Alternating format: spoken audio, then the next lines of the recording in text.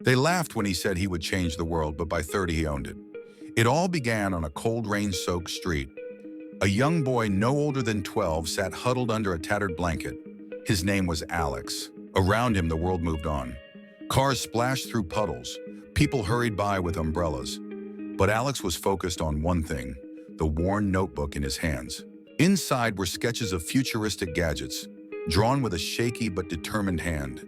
His fingers were numb from the cold, but his eyes burned with a quiet fire. Alex had nothing, no home, no family, just a dream to change the world. By day, he rummaged through dumpsters for food, traded scrap metal for batteries, and sneaked into libraries to read tech magazines. By night, he worked on his creations, using whatever he could find. People passed him on the street, some tossing coins into his cup, others scoffing. "You'll never make it," one man sneered. But Alex didn't listen. He couldn't. He had a vision. Years went by.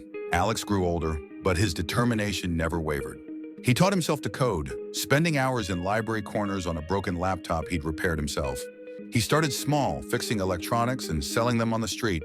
But his mind was always racing, always dreaming bigger. One day he walked into a boardroom, wearing a clean but worn suit, and pitched his tech idea to a panel of investors. They laughed. "A homeless kid?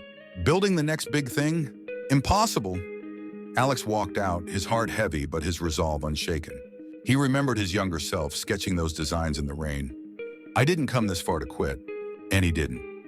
Years later, Alex stood on a grand stage, the crowd roaring with applause. Behind him, a massive screen displayed the logo of his billion-dollar tech empire. He was no longer the boy on the street. He was a visionary, a leader, a success. But as the camera zoomed in on his wrist, something caught the light. A small, handmade trinket, his first creation. He smiled faintly, running his fingers over it. From nothing to everything.